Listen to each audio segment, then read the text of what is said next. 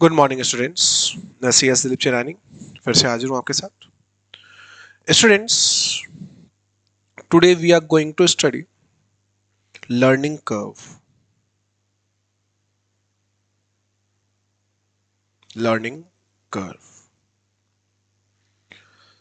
This topic, जो ये बेटा टॉपिक है, ये टॉपिक हमारे CMA इंटर ग्रुप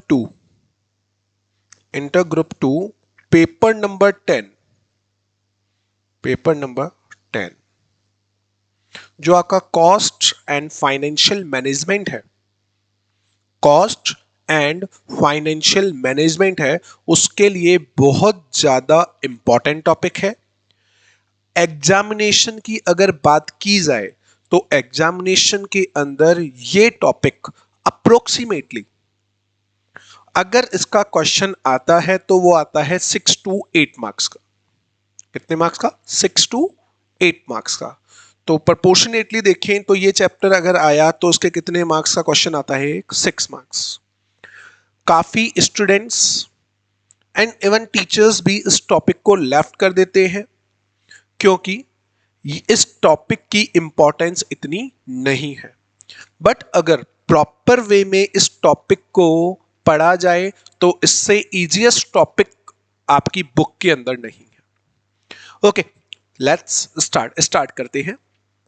देखिए बेटा, आप किसी भी तरीके का काम करते हैं, किसी भी तरीके का वर्क करते हैं, अगर वो वर्क आपने फर्स्ट टाइम किया, अगर वो वर्क आपने फर्स्ट टाइम किया तो उसके अंदर आपको क्या लगता है? एक्सेस टाइम लगता है। उस वर्क को करने में आपको क्या लगता है? Excess time. लेकिन अगर उसी वर्क को क्या किया जाए? रिपीट किया जाए। उसी वर्क को अगर क्या किया जाए? रिपीट, तो आपका टाइम क्या हो जाता है? लेस हो जाता है, कम हो जाता है। क्यों? रीजन, क्योंकि आपने जो काम फर्स्ट टाइम किया वो वर्क करना आपको नहीं आता था, लेकिन जैसे ही नेक्स्ट टाइम आपने वो वर्क किया तो आप उस वर्क को क्या कर चुके हैं? पहले एक बार कंप्लीट कर चुके हैं, तो आप उस वर्क को करने का तरीका लर्न कर चुके हैं, वो काम करना आपको आता है। इसलिए नेक्स्ट टाइम जब आप उस वर्क को करेंगे तो उसके अंदर लगने वाला टाइम क्या होगा? लेस होगा। क्या होगा? लेस होगा। और यही इस चैप्टर की बेसिक थीम है कि अगर हम लोग कोई work again and again repeat करते हैं, अगर हम लोग कोई work again and again repeat करते हैं तो उसके रिपीट करने के कारण, उसके रिपीट करने के कारण उसका टाइम क्या हो जाता है? लेस हो जाता है। और उसका जो रीजन होता है, उसका मेन रीजन जो होता है वो क्या होता है आपका? आपने उस वर्क को जब एक बार किया तो आपने उससे कुछ लर्न किया। ओके, फॉर एन एग्जाम्पल हम लोग पढ़ रहे हैं paper number 10, cost and FM, cost and financial management हम लोग पढ़ रहे हैं। जब आपने आपका बेसिक थीम बनाई, आपने बोला कि हम लोगों को जून 2022 के अंदर पेपर देने हैं। जून 2020 के अंदर आपको क्या देने हैं? पेपर देने हैं। 22 के अंदर पेपर देने हैं।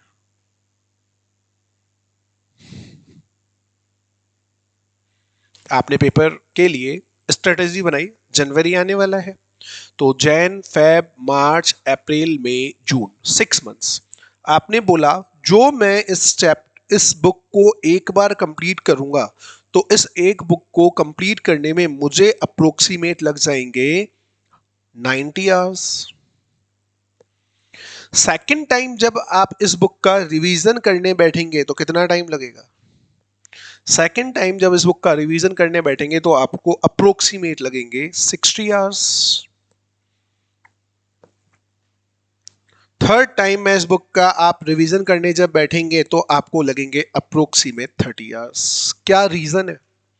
आपको इस बुक का पूरा कंटेंट क्या हो चुका है, लर्न, तो उसको बार बार रिपीट करेंगे तो उससे क्या होगा, आपका टाइम सेव होगा। क्लियर? इस चैप्टर का बेसिक थीम।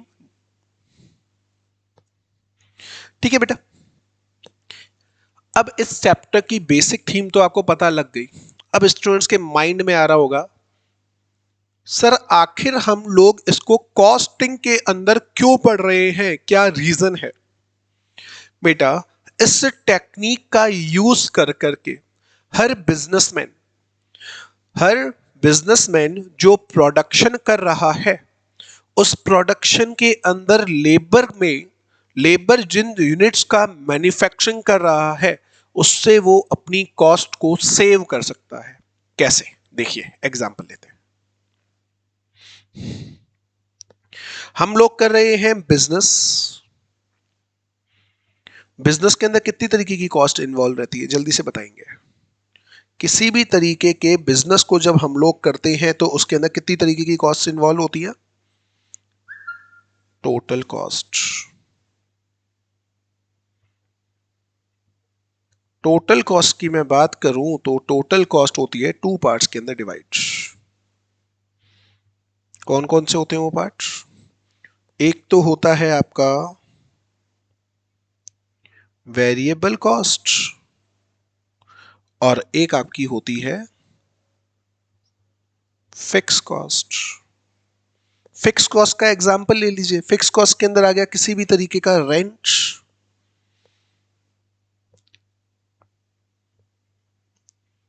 रेंट तो आपका हमेशा फिक्स रहेगा ना, ये ना तो अप होगा ना डाउन होगा।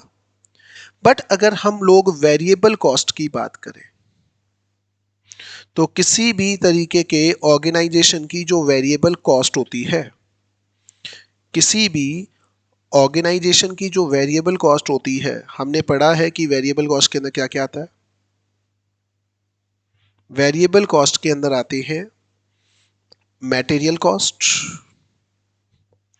Labour cost and variable overhead. तीन चीजें आती हैं। बिजनेस करते हैं, बिजनेस के अंदर एक तो आती है आपकी टोटल कॉस्ट, टोटल कॉस्ट के अंदर variable cost, fix cost. Fix cost से तो लेना देना ही नहीं है। क्यों नहीं है? क्योंकि ये तो फिक्स होनी है। मटेरियल कॉस्ट की बात करें तो बेटा मटेरियल कॉस्ट, वेरिएबल कॉस्ट के अंदर एक तो आती है मटेरियल कॉस्ट, दूसरी आती है लेबर कॉस्ट और तीसरे आते हैं वेरिएबल ओवरहेड। लेबर कॉस्ट के अंदर जो लेबर वर्क करती है वो किस अकॉर्डिंगली वर्क करती है? जो लेबर है, लेबर किस अकॉर्डिंग वर्क करती है बताएंगे? जो बेटा लेबर कॉस्ट है ये करती है लेबर पर आवर के अकॉर्डिंग। और जो वेरिएबल ओवरहेड है ये किसके अकॉर्डिंग करती है? मशीन होती है, जो मशीन का ऑपरेटर होता है उसको हम लोग हमेशा किससे मल्टीप्लाई करते हैं? वेरिएबल फैक्ट्री मशीन आवर्स से।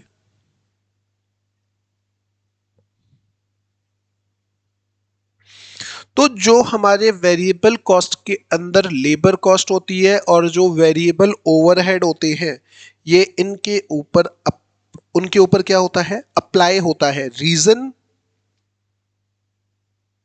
ये क्या होता है? इन दोनों के ऊपर अप्लाई होता है। क्यों होता है? Due to learning curve. Due to learning curve labour cost and variable overhead can be saved. अब हमारे माइंड में एक क्वेश्चन आ रहा है, सर आखिर इससे मनी कैसे सेव हो सकता है? एग्जाम्पल देखिए, इसी को ही एक एग्जाम्पल से बताता हूं मैं आपको। देखिए, एक तो है हमारे यूनिट्स, एक है हमारे लेबर आवर्स और दूसरी है हमारी मशीन। थोड़ा और इधर ले लेते हैं। आपने जब फर्स्ट यूनिट बनाई, किसी भी प्रोडक्ट को मैन्युफैक्चर करवाया, प्रोडक्ट को मैन्युफैक्चर करवाते हुए लेबर को लगे टोटल 10 आवर्स। ऑब्वियसली बात है, जब लेबर को 10 आवर्स लगेंगे तो मशीन को भी कितने लगेंगे? 10 आवर्स। मशीन ऑपरेट भी तो 10 आवर्स होगी। लेबर ने आपसे लेबर ने आपसे चार्ज किए 50 रुपी पर आवर के, और जब आपने कैलकुलेशन किया तो मशीन 20 रुपी पर आवर ओवरहेड है आपके। क्या है? पर आवर ओवरहेड है। तो टोटल कॉस्ट कितनी लग रही है? लेबर की बात करूं तो लेबर की कॉस्ट कितनी लग रही है आपकी? लेबर की कॉस्ट लग रही है 500, एंड मशीन की कॉस्ट कितनी लग रही है? 200। Just a second.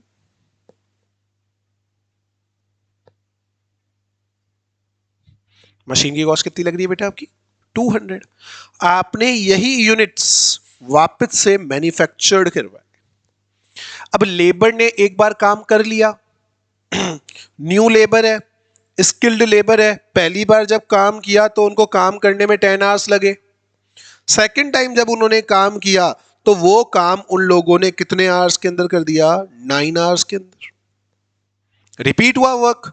वर्क जैसे ही रिपीट हुआ वैसे ही क्या हो गया? टाइम सेव हो गया। कितना टाइम सेव हो गया? 1 आवर। अब अगर लेबर को 9 आवर्स लगे तो मशीन भी कितने आवर्स ऑपरेट होगी? वो भी होगी 9 आवर्स ऑपरेट। इसकी रेट कितनी है? 50 रुपी पर आवर। और इसकी कितनी है वेरिएबल ओवरहेड्स की? 20 रुपी पर आवर। टोटल कॉस्ट की बात करूं, इधर इधर तो लग रही है आपकी 450 और यहां लग रही है 180।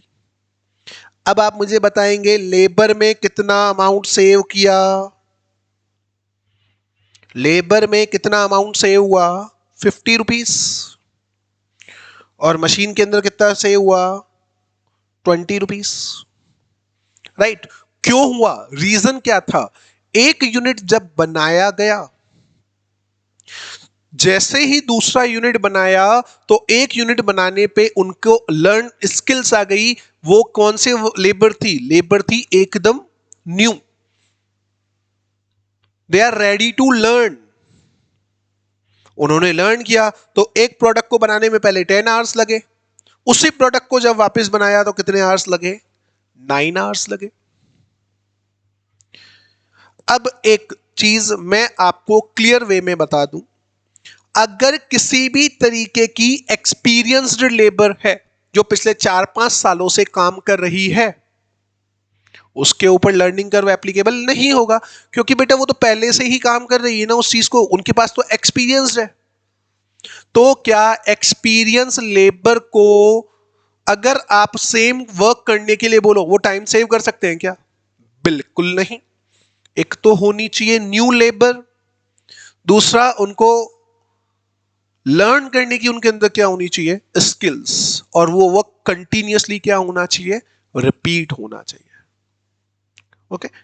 तो मेरे अकॉर्डिंग आपको इस चैप्टर का बेसिक जो थीम है वो एकदम क्लियर हो गई। ठीक है, चलिए बेटा अब चलते हैं थोड़ा थ्योरी पे। सबसे पहली चीज, ये कहां पे अप्लाई होता है? ये अप्लाई होता है प्रोडक्शन पे।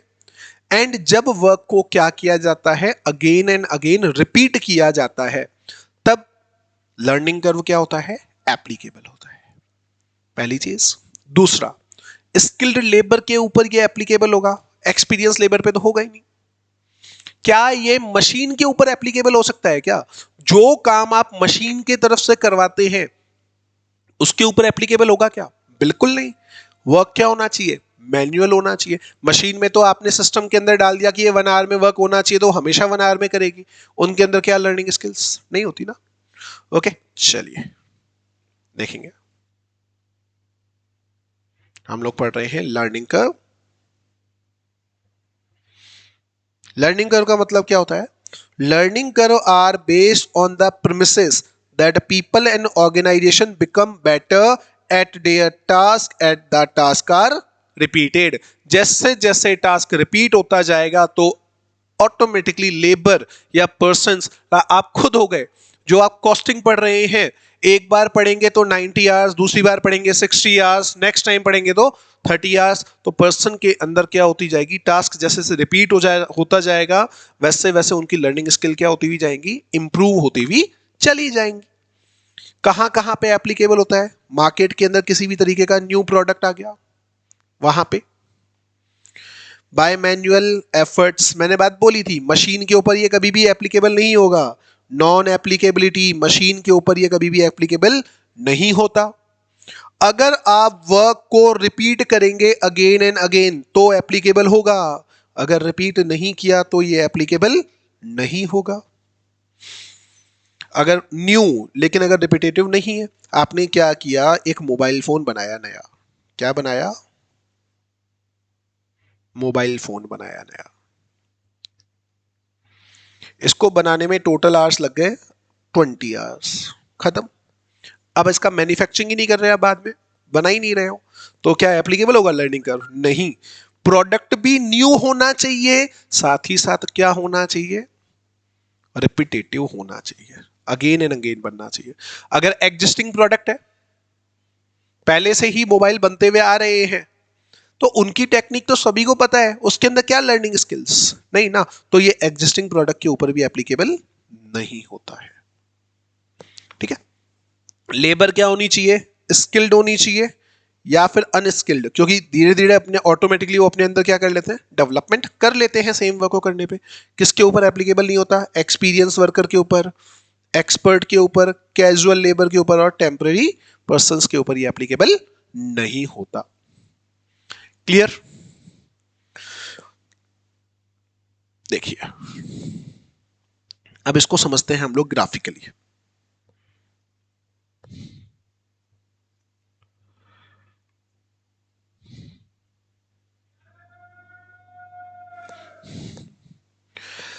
आपने एक यूनिट बनाई, तो एक यूनिट, 2 यूनिट, 3 यूनिट, ये 4 यूनिट। यहां तो ले ली मैंने यूनिट्स और यहां मैंने ले लिया टाइम। ठीक है, एक यूनिट को बनाने में पहले आपको लगे, just a second,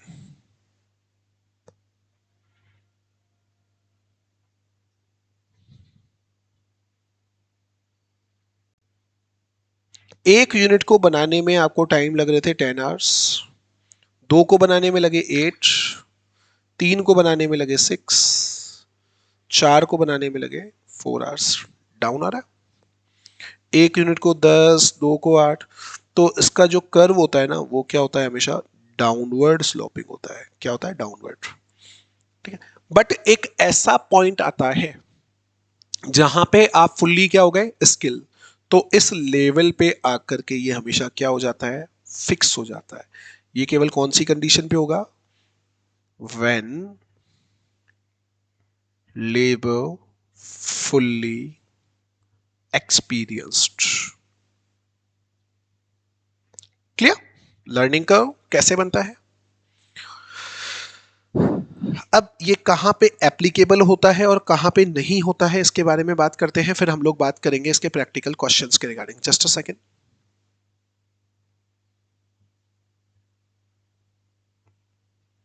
reasons of using learning curve. सबसे पहला रीजन, लेबर एफिशिएंसी। अभी मैंने आपको बताया कि इससे लेबर की एफिशिएंसी क्या हो जाती है, इंक्रीज हो जाती है, क्योंकि पहली बार कोई भी लेबर अगर वर्क करती है तो उसके अंदर क्या होता है, उसके अंदर हेजिटेशन होता है, वो मिस्टेक करता है। लेकिन जैसे ही वो वर्क को क्या करना स्टार्ट कर देता है, रिपीट करना स्टार्ट कर देता है, तो क्या होता है, जैसे ही वर्क को वो रिपीट करेगा, रिपीट करने से ना तो हेजिटेशन होगी और ना किसी भी तरीके का मिस्टेक होगी, तो ऑटोमेटिकली उसकी एफिशिएंसी क्या हो जाएगी, इंक्रीज होती चली जाएगी। प्रोडक्ट के अंदर क्या होगा, वो स्पेशलिस्ट बन जाएगा, साथ ही साथ मेथड्स क्या होंगे, ऑटोमेटिकली इंप्रूव हो जाएंगे। ठीक है, आगे चलते हैं, just a second.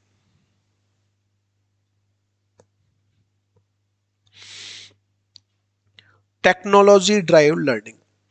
Automated production technology and information technology can introduce efficiency as they are implemented. People learn how to use them efficient and effectively.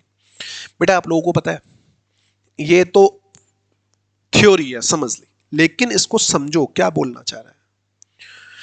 जब 2000 के अंदर, ईयर 2000 के अंदर इंडिया के अंदर हर ऑफिस के अंदर कंप्यूटर्स को अलाउ कर दिया गया था, तो क्या सारे के सारे पर्सन्स कंप्यूटर को इफेक्टिवली एंड एफिशिएंटली चला रहे थे? नहीं ना.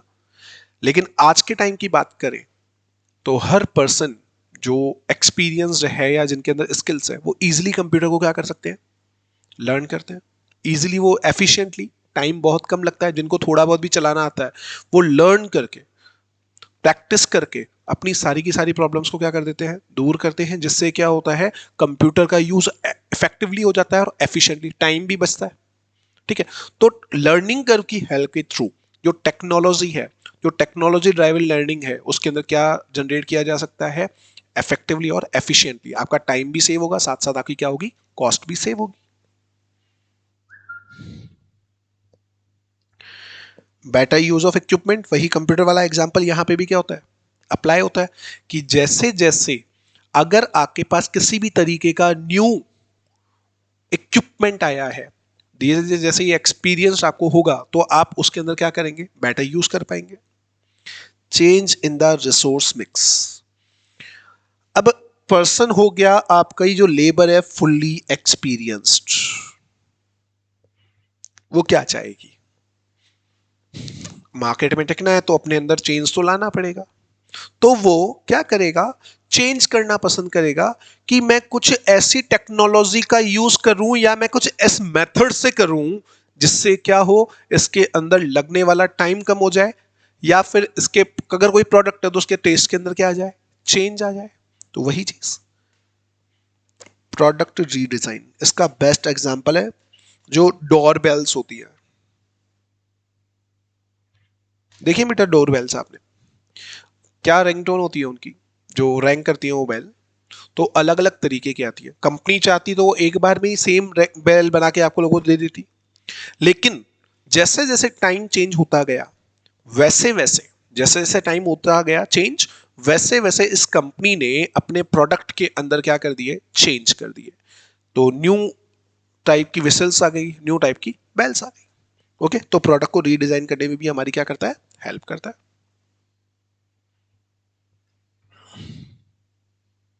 आगे चलते हैं. अब बात आती है, ये तो इसके एडवांटेजेस थे कहां कहां, अब इसको यूज कहां कहां कर सकते हैं. सबसे पहले वर्क को स्केड्यूल करने में. भाई साहब, एक यूनिट बनाएगा लेबर, एक यूनिट बनाएगी 10 घंटे, भाई वही यूनिट दूसरी बार बनाएगा तो 9 आवर्स लगेंगे ना. कितने आवर्स लगेंगे, 9. तो उनका स्केड्यूल रेडी किया जा सकता है. मटेरियल रिक्वायर्ड प्लानिंग, मटेरियल की जो प्लानिंग है, आपको हमने एक चैप्टर पढ़ा है, कौन सा चैप्टर है बताऊं मैं आपको, मटेरियल कॉस्टिंग. बेटा जब मटेरियल कॉस्टिंग पढ़ते हैं उसके अंदर हमें निकालना होता है, क्या निकालना होता है, रीऑर्डर लेवल. रीऑर्डर लेवल जब निकाला जाता है, रीऑर्डर लेवल का जब हम लोग कैलकुलेशन करते हैं, क्या फॉर्मूला होता है,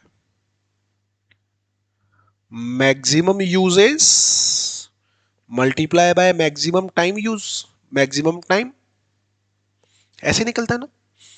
तो बेटा जब मैक्सिमम यूज, आप किसी पर्सन को ऑर्डर करने वाले हो कि आपका प्रोडक्ट क्या हो चुका है, खत्म होने वाला है, तो आप पहले से ही क्या कर दोगे, ऑर्डर, ताकि आपकी जो लेबर है वो फ्री ना बैठे.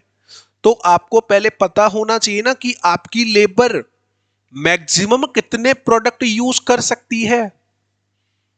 तो आपको पहले उनकी स्किल्स पता होनी चाहिए, उनकी लर्निंग एबिलिटी पता होनी चाहिए कि इतने टाइम में वो इतने यूनिट क्या कर सकते हैं, फिनिश कर सकते हैं. क्लियर.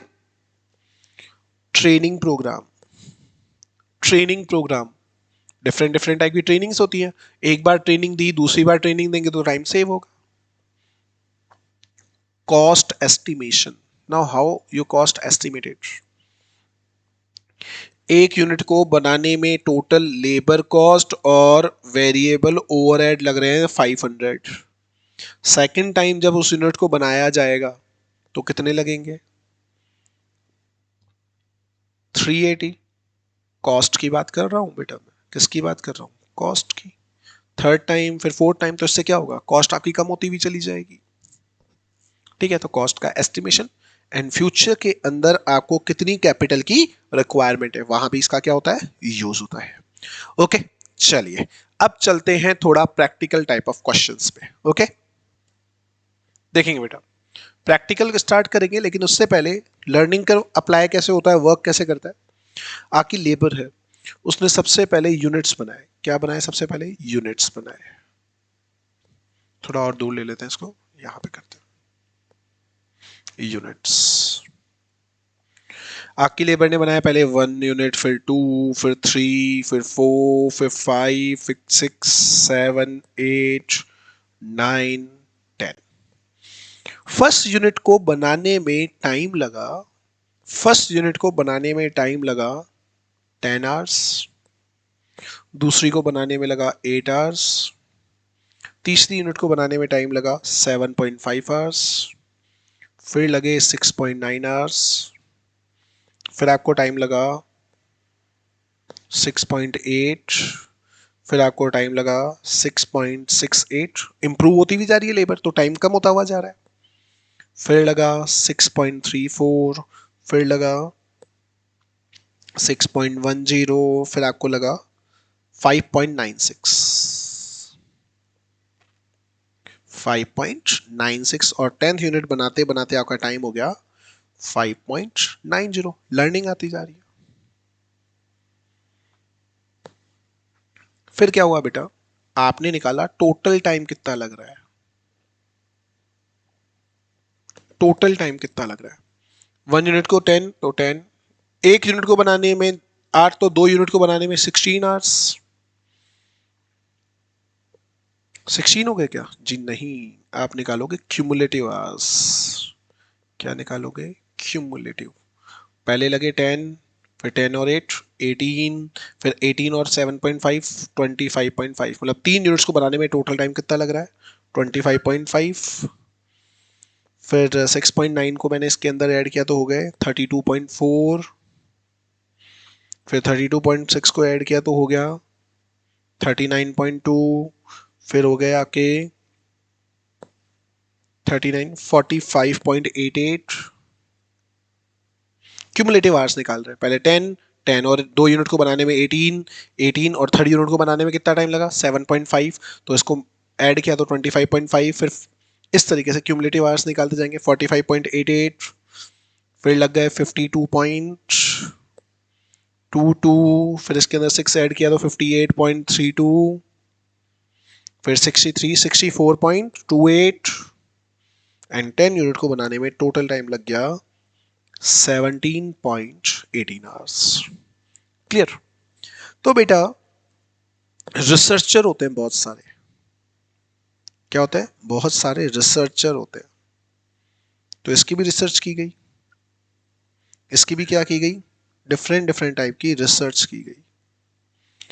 तो जब रिसर्चर ने इसकी रिसर्च की तो उन्होंने एक मेथोलॉजी अप्लाई की कि आखिर कितना टाइम लग रहा है। तो भाई, पहले यूनिट को बनाने में 10 आवर्स, 2 यूनिट को बनाने में कितने हो गए?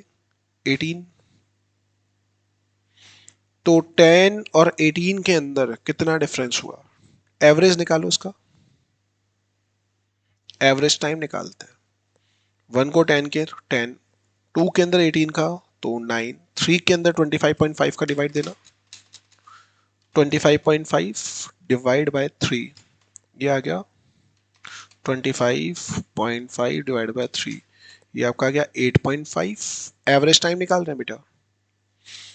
32.4 डिवाइड बाय 4 कितना लग रहा है? 8.1। 39.2 डिवाइड बाय 5 कितने लग रहे हैं? 7.2। 45.88 डिवाइड बाय 6 कितना हो गया? 7.64। 52.22 डिवाइड बाय 7 कितना टाइम लग रहा है? 7.46। 58.32 डिवाइड बाय 8 कितना आ रहा है? 7.29। 64.28 डिवाइड बाय 9 किया तो कितना आ गया? 17.14। 70.18 डिवाइड बाय 10 किया कितना आ गया? 7.018। तो रिसर्चर थे, तो उन रिसर्चर ने सोचा कि इसके ऊपर क्या रिलेशन बनाया जाए। तो इन्होंने रिलेशन बनाना स्टार्ट किया। बोले 1 से 2 यूनिट पे गए तो ये इसका कितना हो गया? 90%। Just a second. जब 1 से दूसरे यूनिट पे गए तो टाइम कितना हो गया? 90%। 2 से 3 पे गए तो निकालना ये इतना परसेंट है। 8.5 डिवाइड बाई 9 इंटू 100, ये इसका हो गया 94.4%। कोई रिलेशन नहीं आया। 8.1 डिवाइड बाय 8.5, ये इसका आ गया 90.29। भाई साहब रिसर्चर आपको ही पता है, बहुत बड़ी बड़ी रिसर्च करते हैं। तो इन्होंने सोचा क्या किया जाए, तो इन्होंने दूसरा रिलेशन निकालना स्टार्ट किया। इन्होंने कहा, क्या कहा कि 1 से 2 यूनिट पे गए, अब 2 से 4 पे जाकर के देखते हैं। तो 8.19 का कितना परसेंट है? अगेन 90%। तो माइंड में आया कि भाई ये तो 2 की पावर पे अप्लाई हो रहा है, मतलब पहले थी 2 की पावर 1, यहां पे हो गई 2 की पावर 2, नीचे जाएंगे तो 2 की पावर क्या हो जाएगी? 3। चेक करते हैं, यहां से 2 की पावर 3 मतलब 8 पे आए तो 7.29 मल्टीप्लाई बाय डिवाइड बाय 8.1 कितना आ गया? अगेन 90%। तो बेटा इस चीज से एक चीज प्रूव हो रही है। रिसर्चर ने क्या प्रूव कर दी कि लर्निंग कर्व जो है वो अपने का हमेशा क्या होता है? डबल पे अप्लाई होता है। कैसे? पहले 1 यूनिट, फिर 2 यूनिट, फिर 4 यूनिट, फिर 8 यूनिट, 8 का डबल 16, 16 का डबल 32। 2 की पावर कैसे हो गई? ये 2 की पावर 0, ये 2 की पावर 1, ये 2 की पावर 2, ये 2 की पावर 3, ये 2 की पावर 4 और ये 2 की पावर 5। ये आगे ऐसे ही कंटिन्यू चलता जाएगा। क्लियर? अब हम लोग बात करते हैं टाइप्स ऑफ क्वेश्चन, कितने तरीके के क्वेश्चन आपके एग्जाम में पूछे जाते हैं। हम लोग बात करने जा रहे हैं किसके? टाइप ऑफ क्वेश्चंस की। देखेंगे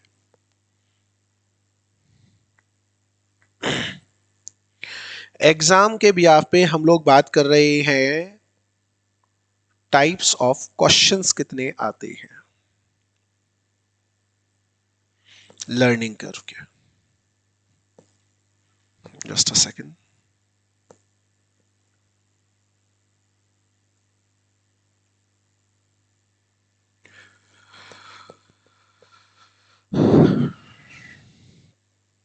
देखेंगे दो तरीके के क्वेश्चन आते हैं आपका, case 1 and case 2। Case 1 simple से क्वेश्चंस मिलेंगे जहां पे आपको क्या करना है, 2 की पावर n क्या होगी? 2 की पावर n क्या हो जाएगी? एप्लीकेबल होगी। और जो केस 2 है ये होंगे कॉम्प्लेक्स क्वेश्चन, ये होंगे कॉम्प्लेक्स क्वेश्चन जहां पे 2 की पावर n तो एप्लीकेबल होगी, बट ये वाले सारे के सारे क्वेश्चंस आपको किसके बिहाफ पे करेंगे? Log and anti log. किसके बिहाफ पे करने होंगे? लॉग एंड एंटी लॉग के बिहाफ पे। जो सिंपल क्वेश्चन है इसके अंदर हमेशा क्या होगा, नेक्स्ट प्रोडक्शन जो होगा, जो आपका नेक्स्ट प्रोडक्शन होगा वो जस्ट क्या दिया हुआ होगा आपको, डबल ऑफ प्रीवियस। क्या होगा, डबल ऑफ प्रीवियस क्वेश्चन। अगर केस टू की बात करें तो इसके अंदर जो आपका नेक्स्ट प्रोडक्शन होगा वो आपका कभी भी डबल नहीं होगा आपके प्रोडक्शन लेवल का।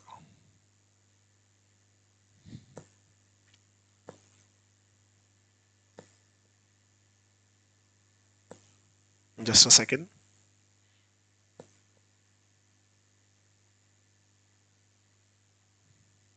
ओके, इधर तो क्या होगा, डबल नहीं होगा, इसके अंदर हमेशा क्या होगा, डबल होगा।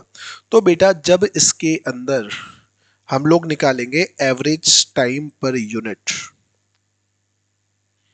एवरेज टाइम पर यूनिट, जब इसका हम लोग निकालेंगे, कैसे निकालेंगे, average time per unit of previous production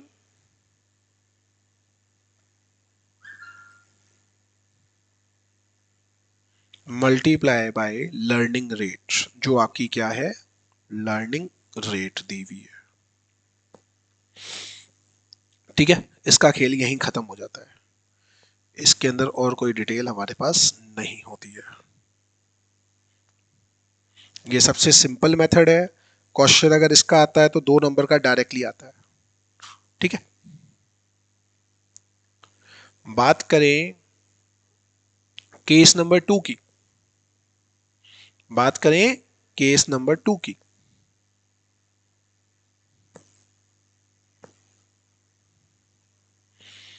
तो इसके अंदर जो आपका एवरेज टाइम है वो किसके इक्वल होगा, वो इक्वल होगा y equal to a x की power b, y equal to a की पावर ए एक्स की पावर b। अब यहां पे y क्या है, यहां पे जो y है वो इक्वल है average time, average time per unit of given quantity. A क्या है, ए है actual time of first unit, actual time of first unit. B क्या है, बी है आपका गिवन क्वांटिटी या लर्निंग इंडेक्स, सॉरी, बी क्या है आपका लर्निंग इंडेक्स, जिसकी वैल्यू हमेशा किसके इक्वल होती है, जिसकी वैल्यू हमेशा इक्वल होती है माइनस का 0.3221 के। ये आपको याद रखना है, जिसकी वैल्यू हमेशा किसके इक्वल होगी, माइनस का 3221। Y A B thereafter last X, X का मतलब है जो भी आपसे क्वेश्चन के अंदर गिवन क्वांटिटी दी हुई होगी वो ली जाएगी। क्लियर। तो ये तो हो गई आपकी कॉम्प्लेक्स सिचुएशन पूरी।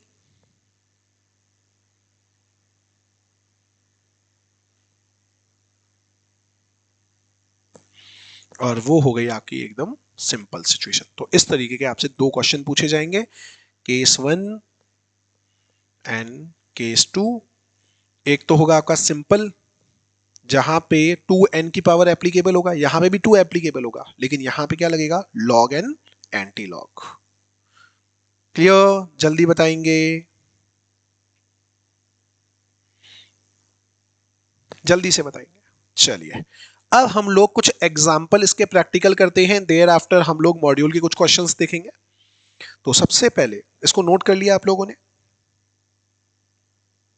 चलिए चलते हैं आगे। हम लोग करने जा रहे हैं example number 1।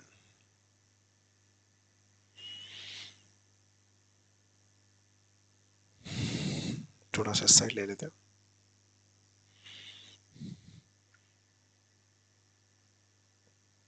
Example number 1, case 1 ही है ये हमारा। अब हम लोग लिखेंगे next production, next production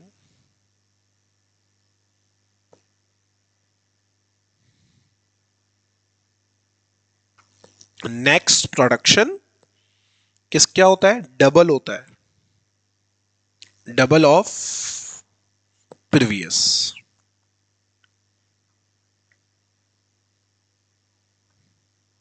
okay, question लिखेंगे मेरे साथ साथ, समझेंगे। एक बार समझ में आ गया, टॉपिक वहीं कंप्लीट।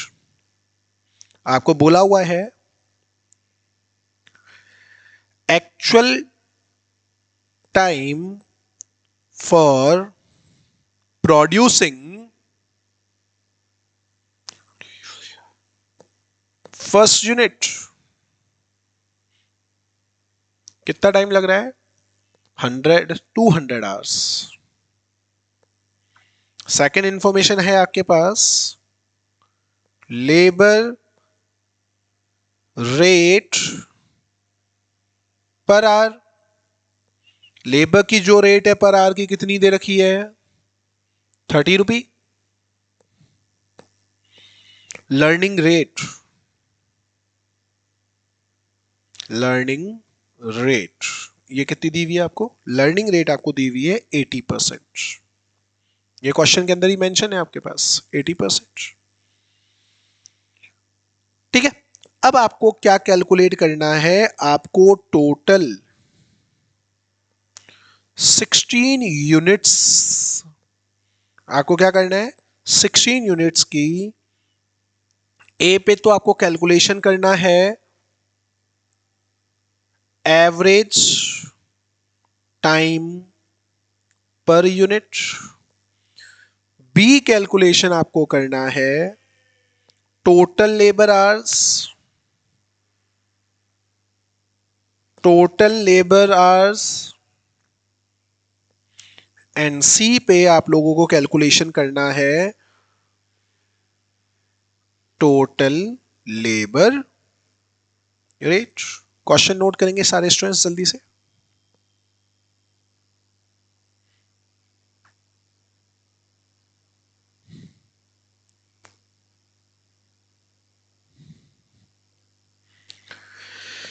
ठीक है बेटा, चलिए अब करते हैं हम लोग इस क्वेश्चन का सॉल्यूशन।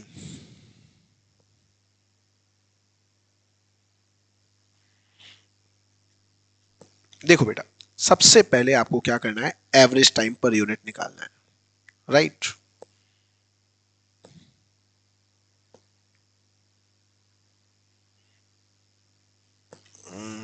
ठीक है, यहां ले लेते हैं यूनिट्स,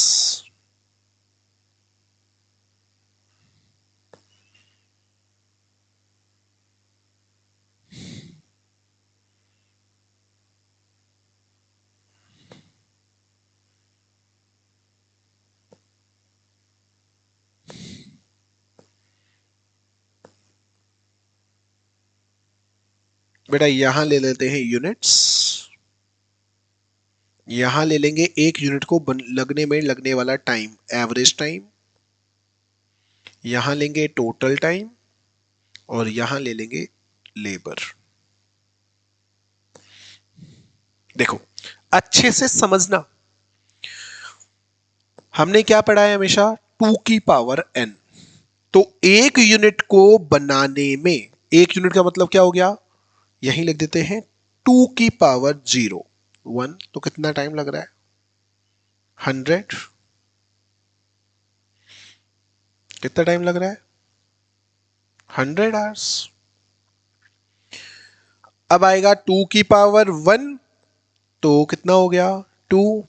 फिर आता है 2 की पावर 2, कितना आ जाएगा 4। फिर 2 की पावर 3 कितना आ जाएगा 8। फिर आएगा 2 की पावर 4, कितना आ जाएगा 16। हम पढ़ी तो फर्स्ट मेथड रहे, क्या था हमारे फर्स्ट मेथड के अंदर देखेंगे, नेक्स्ट प्रोडक्शन जस्ट डबल हो जाता है प्रीवियस का, ठीक है। तो उस हिसाब से मैंने क्या लिख दिया, यूनिट्स लिख दिया आपके सामने 1 2 4 8 16। अब बेटा एवरेज टाइम को निकालने का फॉर्मूला क्या है, average time equals to first unit time multiply by learning rate. Question के अंदर आपको दिया हुआ है कि एक यूनिट को बनाने में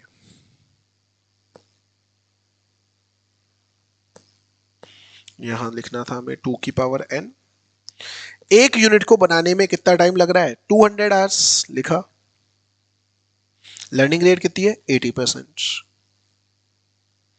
200 का 80% कितना होता है 160, ठीक है। तो फर्स्ट यूनिट का टाइम तो दे दिया आपको 200, सेकंड का टाइम कितना आ गया 160, थर्ड का कैसे निकालोगे 160 मल्टीप्लाई बाय 80%, थर्ड का या फोर्थ का, जस्ट डबल हो जाता है तो किसका फोर्थ का। फिर निकालेंगे 8 का, फिर निकालेंगे 16 का, 160 का 80% निकालो जल्दी से, कितना आएगा 160 मल्टीप्लाई बाय 80% कितना होता है 128। फिर मैं निकालूंगा 128 का 80% कितना आएगा 102.4, फिर मैं निकालूंगा 102.4 का 80% इंटू 80% कितना आ जाएगा 81.92। तो फर्स्ट का लगा 200, सेकंड का कितना लग रहा है 160, थर्ड का कितना लग रहा है 128, फोर्थ का क्या लग रहा है 102.4 और 16 का कितना लग रहा है 81.92। क्लियर है एवरेज टाइम, ठीक है। ये तो हो गया फर्स्ट कैलकुलेशन। सेकंड कैलकुलेशन आपको करना है, किस चीज का करना है, टोटल लेबर आवर्स। कैसे निकालोगे,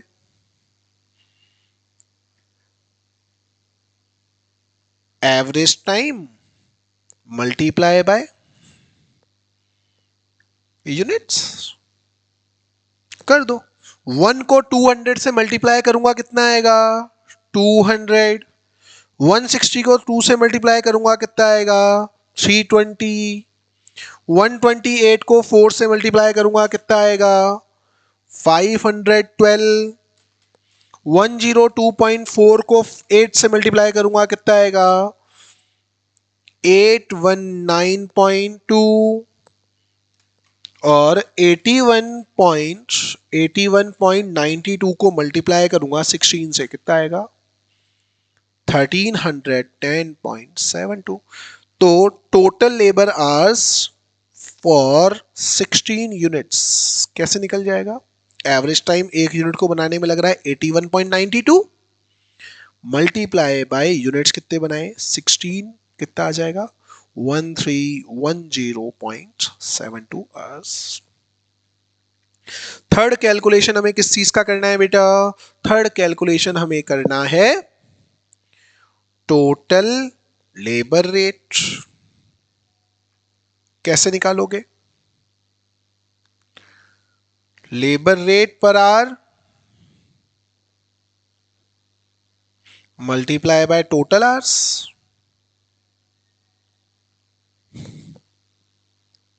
कितनी लेबर रेट दी हुई है 30 रुपी। तो 16 यूनिट्स को बनाने में टोटल कितने आवर्स लगे 1310.72 मल्टीप्लाई बाय टोटल आवर्स कितने हो गए, टोटल आवर्स 30, सॉरी उल्टा लिख दिया, लेबर रेट तो कितनी है आपकी 30 मल्टीप्लाई बाय 1310.72 तो आपकी टोटल रेट है मल्टीप्लाई बाय 30, मतलब आपके कितने रुपए लगेंगे 39,321.6 रुपी। क्लियर? जल्दी से बताएंगे आपको क्लियर है या नहीं। देखिए किया क्या, मैं एक बार वापस से रिपीट कर देता हूं। 1 यूनिट को बनाने में टाइम लगा 200 यूनिट, तो 2 को कितना लगेगा, इसका 80% 160, 4 को इसका 80% 128, 8 को इसका 80% 102.4 और 16 को 81.92। टोटल टाइम निकालना है, ये तो आपका एवरेज टाइम था। 1 को 200 से किया तो 200, 2 को 160 से किया 320, 4 को 128 से किया 512, 8 को 102.4 से किया तो 819.2, 16 को 81.92 से किया तो 1310.72। पहला question complete. Total labour hours, ये एवरेज टाइम को मल्टीप्लाई कर दिया 16 से तो टोटल लेबर आवर्स आ गए 1310.72 और टोटल लेबर रेट कितनी आ जाएगी 1372.30 से मल्टीप्लाई कर दिया तो कितना आ गया 39,321। नोट करेंगे जल्दी से क्वेश्चन को, फिर चलेंगे हम लोग आगे। जल्दी से क्वेश्चन को नोट करेंगे।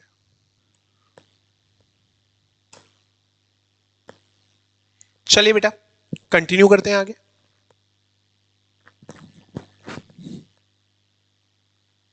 देखिए बेटा ये तो था हमारा इलस्ट्रेशन नंबर 1। अब चलते हैं type number 2 of questions.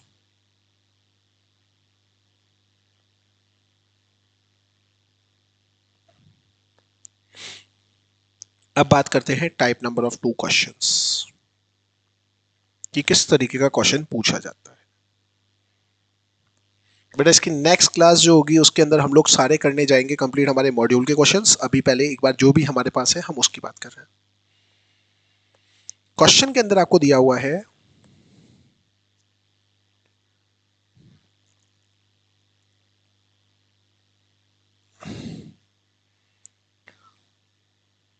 Average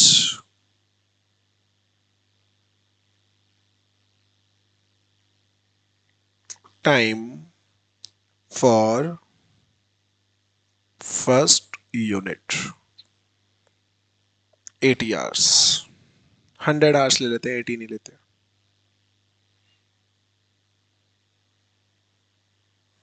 hundred hours. Question ढंग से नोट कीजिएगा। लर्निंग रेट,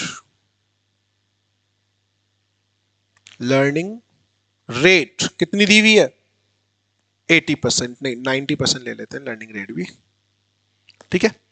लेबर रेट पर आर की रेट कितनी है 20 रुपी। वेरिएबल रेट पर आर, वेरिएबल ओवरहेड पर आर ये दिए हुए हैं आपके 15। मटेरियल कॉस्ट पर यूनिट ये दी हुई है आपको 5000। फिक्स्ड ओवरहेड, फिक्स्ड ओवरहेड ये आपको दिए हुए हैं 80,000। फिक्स ओवरहेड बेटा कितने दिए हुए हैं 80,000। प्रॉफिट आपको निकालना है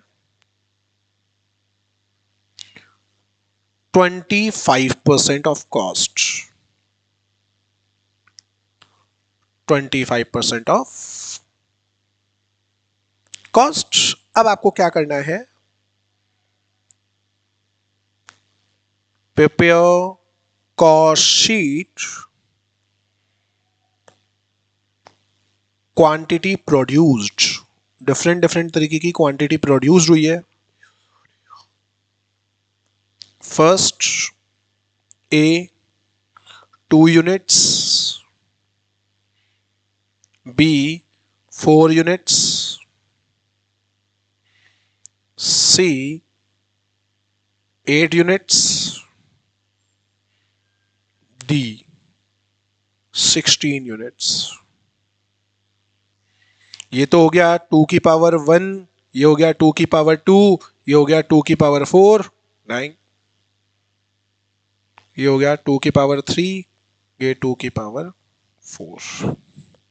ओके चले आगे।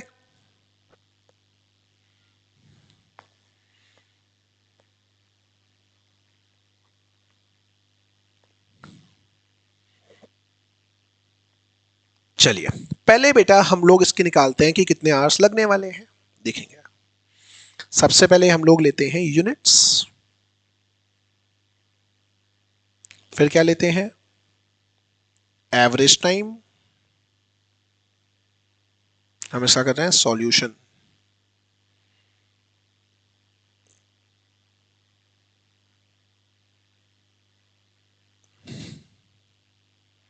एवरेज टाइम, फिर लेंगे टोटल टाइम, यही हम लोग ले लेंगे लेबर रेट, और यही ले लेते हैं वेरिएबल ओवरहेड रेट।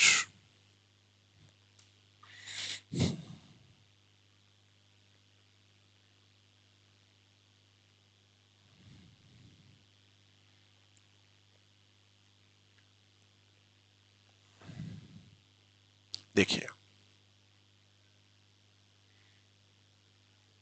क्वेश्चन के अंदर आपको जो जो चीजें दी हुई है हम उसी को ही लेंगे।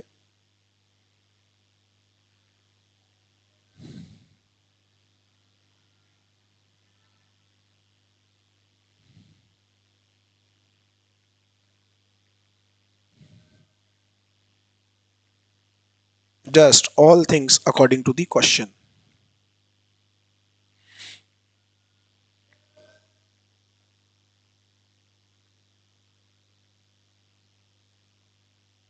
देखो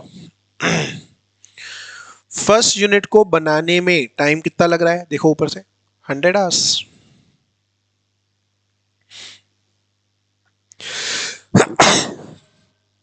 सॉरी, चलिए आगे चलते हैं।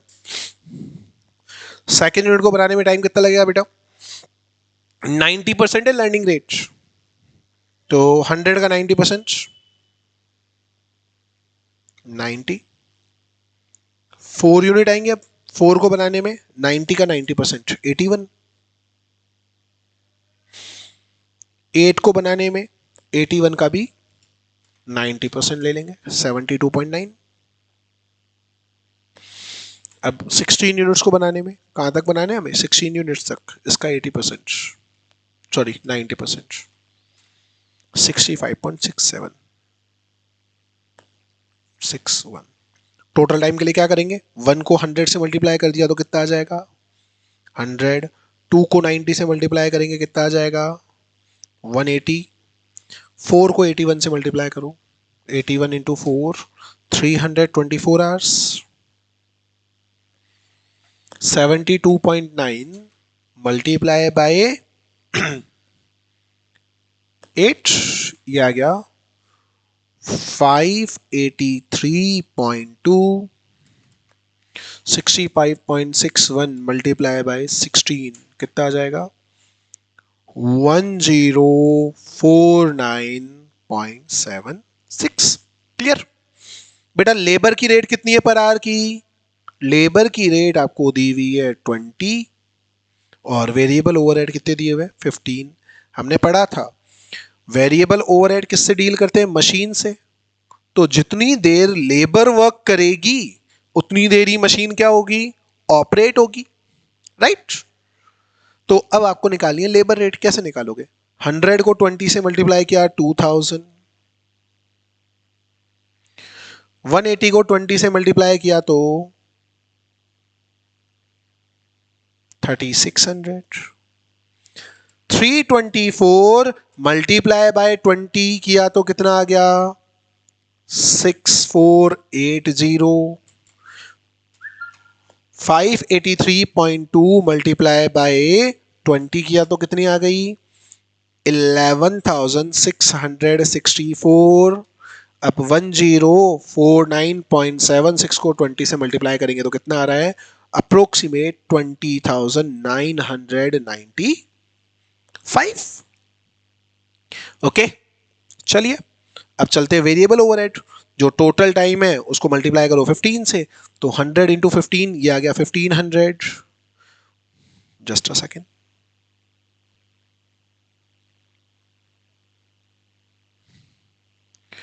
100 मल्टीप्लाई बाय 15, ये आ गया आपका 1500। 180 मल्टीप्लाई बाय 15, ये आ गया 2700। 324 मल्टीप्लाई बाय 15, ये आपका आ गया 4860। 583.2 मल्टीप्लाई बाय 15, ये आपका आ गया 8748। 1049.76 मल्टीप्लाई बाय 15, ये कितनी आ गई? 15,746 के अप्रोक्सीमेट। मैंने पॉइंट्स को राउंड फिगर कर दिया है। क्लियर? ये तो आपका बन गया टोटल लेबर आवर का कैलकुलेशन, लेबर रेट का कैलकुलेशन और वेरिएबल ओवरहेड का कैलकुलेशन। अब हम लोगों को भी क्या बनानी है? कॉस्ट शीट बनानी है। क्या बनानी है बेटा? Cost sheet. एक बार ये नीचे वाला मैं रफ कर देता हूं, फिर हम लोग स्टार्ट करेंगे कॉस्ट शीट।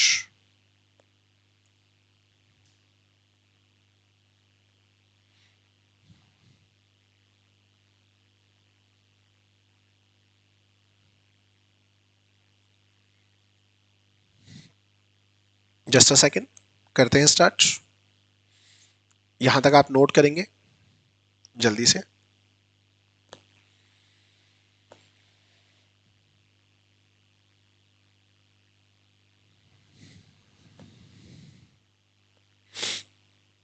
अब लोग हम लोग क्या बनानी है?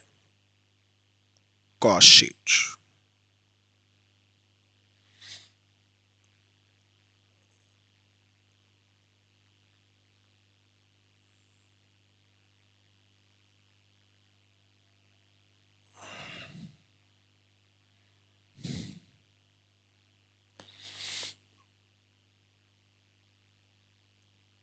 ये 2 यूनिट्स का कॉलम, ये 4 यूनिट का कॉलम, ये 8 यूनिट का कॉलम, 2 4 2 4 8 एंड 16 एक कॉलम और बनेगा।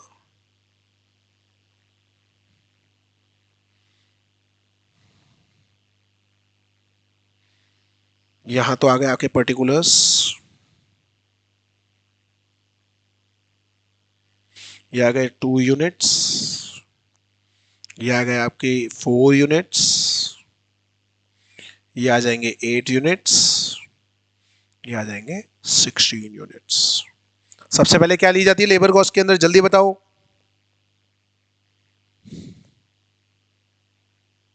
मटेरियल।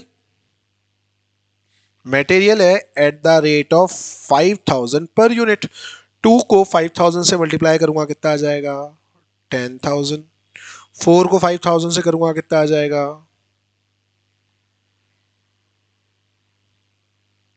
20,000। 8 को 5000 से करूंगा तो 40,000।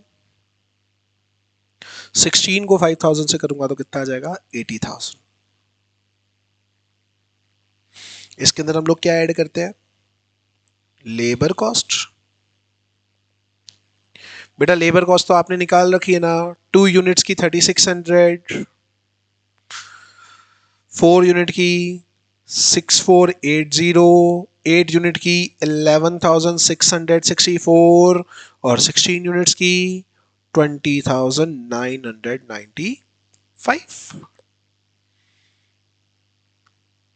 फिर इसके अंदर हम लोग क्या ऐड कर देते हैं? इसके अंदर हम लोग ऐड कर देते हैं वेरिएबल ओवरहेड। वो भी आपने निकाल लिया। कितने यूनिट्स, कितना अमाउंट? 2700, 4860, ये रहा 8748 एंड 15,746। फिर इसके अंदर हम लोग क्या ऐड कर देते हैं? Fixed overhead. ये तो फिक्स ही होते हैं, इसके अंदर तो कोई चेंज आता ही नहीं है।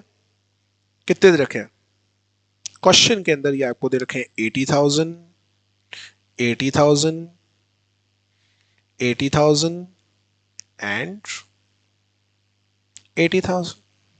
ओके, टोटल कर दूं, क्या आ जाएगी आपकी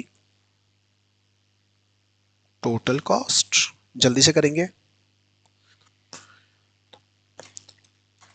10,000, 80,000, 2,700 प्लस 3,600, टोटल आ गई,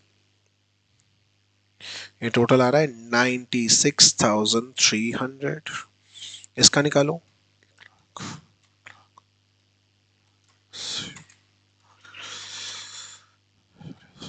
ये आ रहा है 1,11,340 प्लस 8,748,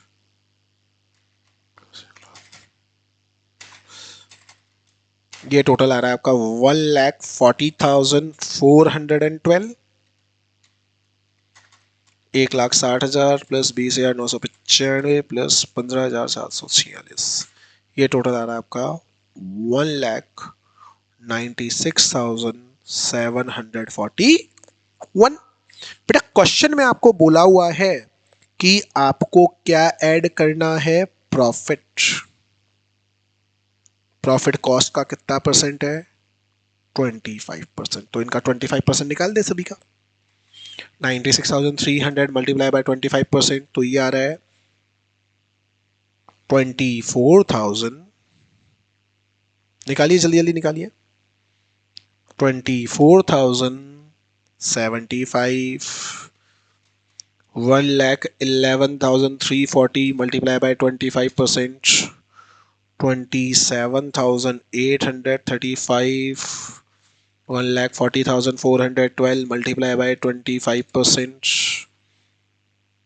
35,103, 1,96,741 into 25%, ये आ रहा है आपका 49,185। तो लास्ट में क्या आ जाएगा आपका, सेल वैल्यू,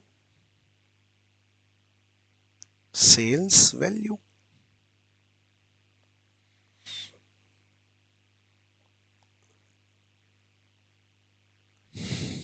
करो टोटल, 96,300 प्लस ये आ गया 1,20,375,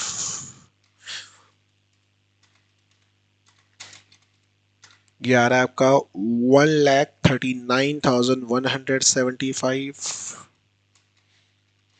1,40,412 प्लस ये आ गया आपका 1,75,515, 196,741 प्लस 25%, ये आ गया 2,45,926। ओके, तो आपको आज मैंने दो तरीके के इसके क्वेश्चंस करवा दिए हैं, बाकी नेक्स्ट हम लोग करेंगे हमारे नेक्स्ट सेशन के अंदर। बेसिकली क्वेश्चंस यही आते हैं, जो लॉगरिथम वाले क्वेश्चंस हैं, एंटी लॉग वाले हैं, वो एग्जाम में पूछे नहीं जाते, बट हम लोगों को उनकी प्रैक्टिस करना बहुत ज्यादा जरूरी है। ओके, नोट करेंगे जल्दी से, हम मिलेंगे अब हमारी नेक्स्ट क्लास के अंदर। Thank you all.